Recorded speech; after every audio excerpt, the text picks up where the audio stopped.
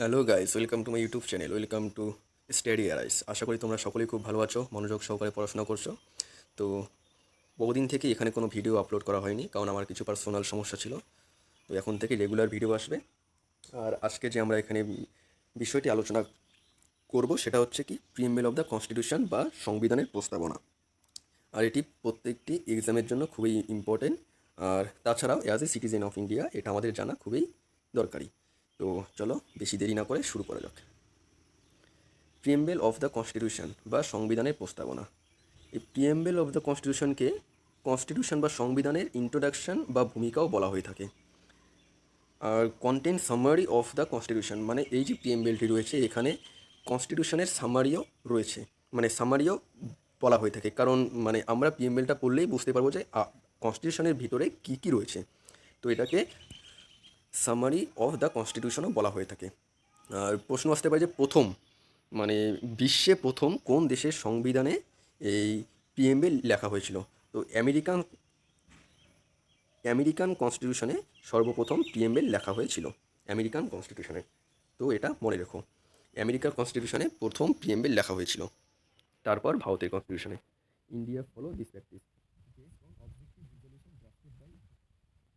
On 13 December 1947। আর এই যে পিএমএলটা রয়েছে এটি বেসড অন অবজেক্টিভ রিজলিউশন, মানে অবজেক্টিভ রিজলিউশনের উপর বেস করে এই পিএমএলটি লেখা হয়েছিল। আর সব থেকে ইম্পর্টেন্ট হচ্ছে পিএমএল এখনও পর্যন্ত কতবার অ্যামেন্ডমেন্ট বা সংশোধন করা হয়েছিল। এখনও পর্যন্ত পিএমএল শুধু একবারই সংশোধন বা অ্যামেন্ড করা হয়েছিল। এই যে amendment, 42nd amendment of constitution in 1976, মানে 1976 সালে যে 42তম কনস্টিটিউশন সংশোধন হয়ে সেখানেই এই পিএমএল সংশোধন করা হয়েছিল বা অ্যামেন্ডমেন্ট হয়েছিল। তো অ্যান্সার কি, শুধু একবারই এই পিএমএল সংশোধন করা হয়েছিল, সেটা হচ্ছে 42nd কনস্টিটিউশনাল অ্যামেন্ডমেন্ট অ্যাক্ট 1976। হয়ে গেল। Controversies related to the PML, মানে পিএমএলটা নিয়েও কিছু কন্ট্রোভার্সিস রয়েছে। যেমন ফার্স্ট হচ্ছে Berubari union case 1916। Berubari union কেসে বলা হয়েছিল যে PML is not a part of constitution, মানে কি পিএমএল ভারতের সংবিধানের পার্ট নয়। এটা বলেছিল, এটা বলা হয়েছিল বেরুবাড়ি ইউনিয়ন কেসে, যেটা হয়েছিল কি 1960। এই যে এই কেসের নামটা আর কত সালে এটা হয়েছিল এটা তোমাদের মনে রাখা খুবই জরুরি। তো এটা মনে রাখবে, যেখানে বলা হয়েছিল কি PML is not a part of the constitution, মানে কি বেরুবাড়ি কেস অনুযায়ী প্রস্তাবনা সংবিধানের অংশ নয়। তারপর আসে কি কেশবানন্দ ভারতী কেস, যেটা হয়েছিল 1973-তে। এখানে সুপ্রিম কোর্ট বলেছিল যে এর আগে যে মানে উম, যেটা বলা হয়েছিল বেরুবাড়ি ইউনিয়ন কেসে যে প্রস্তাবনা সংবিধানের পার্ট নয় সেটাকে সুপ্রিম কোর্ট রিজেক্ট করে দিয়েছিল এবং বলেছিল যে preamble is a part of the constitution, মানে কি কনস্টিটিউশনের অংশ হচ্ছে প্রিএমবেল বা প্রস্তাবনা। তো বেরুবাড়ি ইউনিয়ন কেসে বলা হয়েছিল যে প্রিএমবেল সংবিধানের পার্ট নয়। আর এই কেশবানন্দ ভারতী কেসে বলা হয়েছিল কি প্রিএমবেল সংবিধানের একটি অংশ। এলআইসি অফ ইন্ডিয়া কেস, তারপর আরও একটা আছে কেস যেখানে বলা হয়েছিল যে supreme court again held that PML is a integral part of the constitution. এখানে সুপ্রিম কোর্ট আবার বলেছিল যে সংবিধানও হচ্ছে, মানে সংবিধানের একটি অংশ হচ্ছে এই প্রিএমবেল বা প্রস্তাবনা। তো আলটিমেটলি মানে ফাইনালি আমরা দেখতে পারলাম যে সংবিধানের অংশ হচ্ছে এই প্রস্তাবনা। তো প্রশ্ন আসতে পারে যে প্রিএমবেল রয়েছে সেটা কি সংবিধানের অংশ?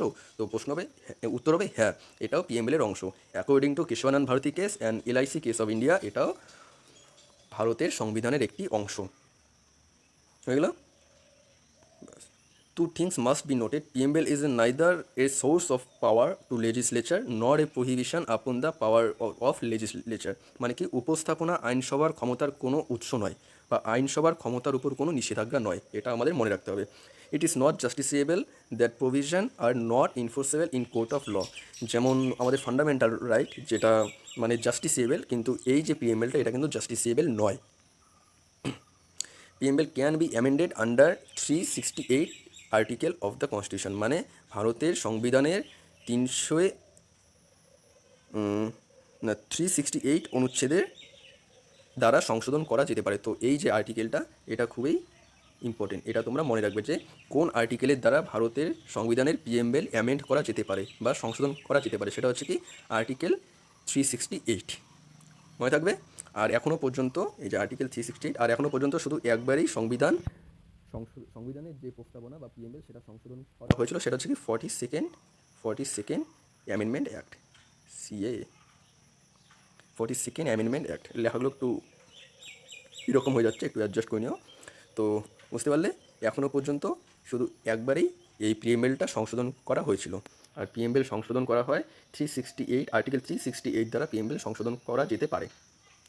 PMBL has been amended only once so far in 1976 by Constitutional Amendment Act। তো একটু আগে আমি যেটা বললাম যে PMBL এখনও পর্যন্ত শুধু একবারই সংশোধন করা হয়েছিল, সেটা হচ্ছে 1976 সালে by constitution amendment act which added 3 new word socialist, secular and integrity.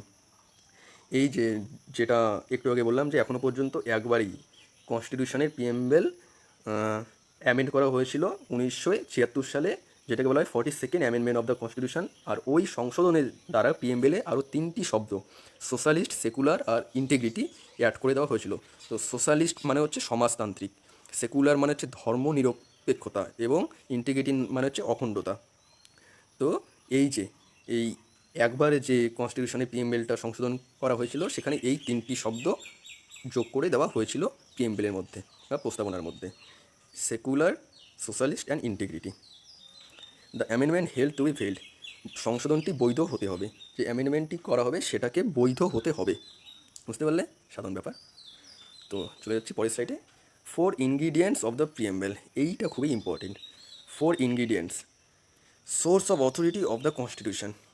Preamble states that, মানে কি সোর্স অফ অথরিটি, মানে কি এই যে কনস্টিটিউশনটা যে রয়েছে এই কনস্টিটিউশনের সোর্স অফ অথরিটি কী, মানে কাদের দ্বারা এই কনস্টিটিউশনটা মেনে নেওয়া হয়েছিল বা তৈরি করা হয়েছিল।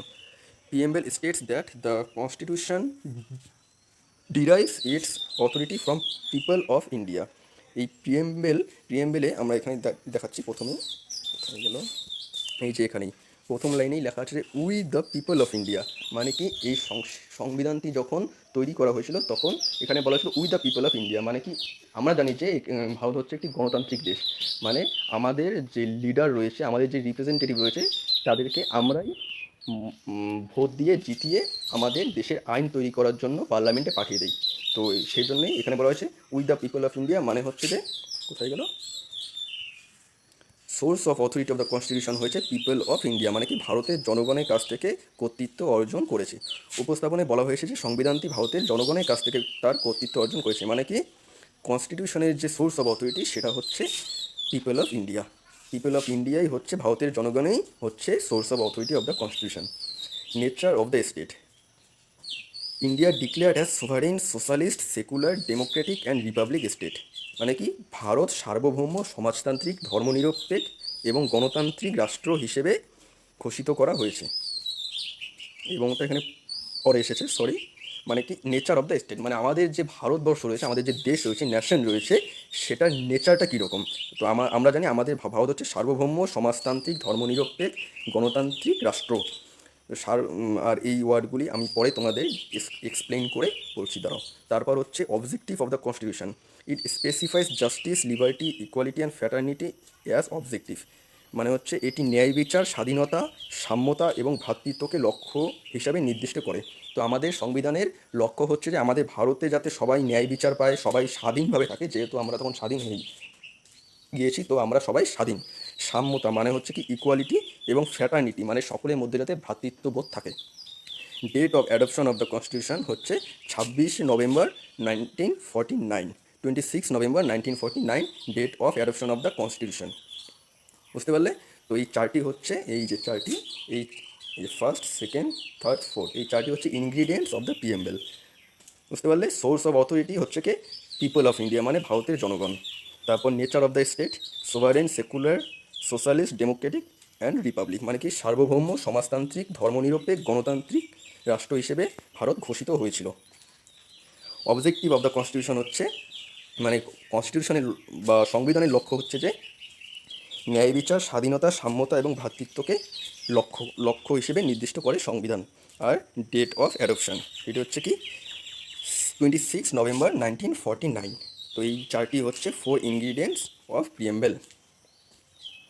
তারপর কিওয়ার্ডস অফ দ্য প্রিএমবেল, এই কিওয়ার্ডসগুলি খুবই ইম্পর্টেন্ট। আই থিঙ্ক এখানে 9টি কিওয়ার্ডস আছে, 1 2 3 4 5 6 7 8 9, হ্যাঁ 9টি। তো প্রথম হচ্ছে কি সোভারেন, মানে কি সার্বভৌম।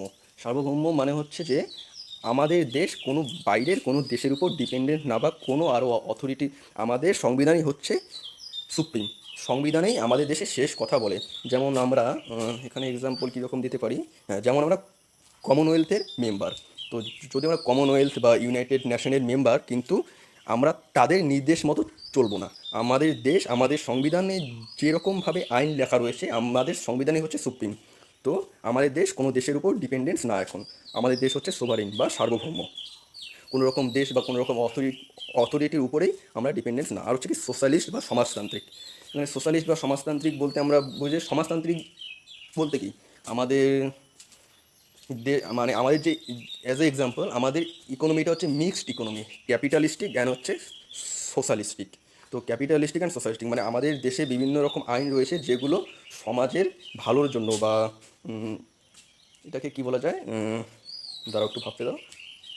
সোশ্যালিস্টিক মানে আমরা এখানে বুঝবো যে যেগুলো মানে সমাজের কল্যাণের জন্য বিভিন্ন রকম পলিসি নেওয়া হয়, আমাদের আমাদের দেশ বা আমাদের সরকারের দ্বারা যে সকল পলিসি নেওয়া হয় তাদের মধ্যে কিছুটা হচ্ছে সোশ্যালিস্টিক। যখন আমরা ডিপিএসপি বা ডাইরেক্টিভ প্রিন্সিপাল স্টেট পলিসি পড়বো, তখন আমরা এই ব্যাপারটি আরও ভালো করে এক্সপ্লেইন করে করবো যে সোশ্যালিস্টিক পলিসি কী। তো আপাতত তোমরা এটুকুই জেনে রাখো যে আমাদের দেশ হচ্ছে একটি সমাজতান্ত্রিক দেশ। তারপর হচ্ছে সেকুলার বা ধর্ম নিরপেক্ষ দেশ। আমাদের দেশ হচ্ছে একটি ধর্ম নিরপেক্ষ দেশ। তো এখানে তারপর হচ্ছে ধর্ম নিরপেক্ষ বলতে এখানে সকল ধর্মের সব রকম সম্মান দেওয়া হয়। তারপর হচ্ছে রিপাবলিক মানে হচ্ছে প্রজাতন্ত্র। তারপর হচ্ছে জাস্টিস, লিবার্টি, ইকুয়ালিটি, ফ্র্যাটার্নিটি। প্রজাতন্ত্র মানে হচ্ছে যে এখানে প্রজাতন্ত্র বলতে বলছে আমাদের দেশে যে ভোট হয় না, তার আগে বলে ডেমোক্রেটিক। ডেমোক্রেটিক মানে হচ্ছে গণতান্ত্রিক। মানে আমাদের দেশে যেমন ভোট সিস্টেম রয়েছে, আমাদের নিজেদের রিপ্রেজেন্টেটিভকে আমরা পার্লামেন্টে বা সংসদে পাঠাই আমাদের দেশের আইন তৈরি করার জন্য। তো এটাকেই বলা হয় গণতান্ত্রিক। আর প্রজাতন্ত্র, গণতান্ত্রিক আর প্রজাতান্ত্রিক দুটোই মোটামুটি সেম। অর্থাৎ জাস্টিস মানে এখানে এখানে দেওয়া রয়েছে objective of the constitution, it specifies justice, liberty, equality and fraternity. মানে হচ্ছে স্পেসিফাইস করে, মানে আমাদের দেশের সংবিধানের লক্ষ্য হচ্ছে সবাইকে জাস্টিস দেওয়া। সেটা পলিটিক্যাল জাস্টিস হতে পারে, মানে অর্থনৈতিক ইকোনমিক জাস্টিসও হতে পারে, বা সামাজিক জাস্টিসও হতে পারে। মানে হচ্ছে আমাদের দেশের আইন হচ্ছে সবার জন্য সমান, এটাই হচ্ছে জাস্টিস। ইকুয়ালিটি, যখন আমরা ফান্ডামেন্টাল রাইট করবো তখন আমরা দেখবো যে রাইট টু ইকুয়ালিটি। মানে হচ্ছে আমাদের দেশে সবাই সমান, এখানে কোনো জাতিভেদ নেই, কোনো রকম মানে জাতিভেদ নেই, বর্ণের উপর কোনো রকম ভেদাভেদ নেই, মানে হচ্ছে সবাই সমান। আর হচ্ছে ফ্র্যাটার্নিটি, যেমন আমাদের দেশের একটি বৈশিষ্ট্য হচ্ছে যে এখানে সব ধর্মের, সব বর্ণের, মানে সব রকম মানুষই এখানে বাস করতে পারে। তো আমাদের সংবিধানের লক্ষ্য হচ্ছে যে এটা যাতে আমাদের মধ্যে যাতে ভ্রাতৃত্ববোধটা বজায় রাখে, সেজন্য এই ফ্র্যাটার্নিটি শব্দটি 42nd অ্যামেন্ডমেন্ট অফ দ্য কনস্টিটিউশনে অ্যাড করে দেওয়া হয়েছিল। তো এখান থেকে তোমাদের দেখতে পাওয়া যায় ফ্র্যাটার্নিটি, সেকুলার অ্যান্ড সোশ্যালিস্ট, এই তিনটি ওয়ার্ড অ্যামেন্ডমেন্ট করে যোগ করে দেওয়া হয়েছিল। তো বোঝাতে পারলাম sovereign, socialist, secular, Democratic, liberty হচ্ছে স্বাধীনতা। আমাদের যেমন বাক স্বাধীনতা রয়েছে, আমরা আমাদের মনের ভাব প্রকাশ করতে পারি। যদি আমাদের উপর কোনো অবিচার হয়ে থাকে বা সাপোজ আমাদের যে মানে আমাদের উপর যদি কোনো অত্যাচার হয়ে থাকে, সেটাকে প্রকাশ করা বা সেটার বিরুদ্ধে কথা বলার স্বাধীনতা আমাদের রয়েছে। তারপর জাস্টিসের ব্যাপারেও তোমাদের বললাম যে আমাদের দেশের আইন সবার জন্য সমান, সব রকম আইন সবাই পেতে পারে। তো আজকে এ পর্যন্তই। কিওয়ার্ডস অফ দ্য পিএমএল, এই 9টি ওয়ার্ড, বিশেষ করে এই 9টি ওয়ার্ড তোমাদের মনে রাখতেই হবে।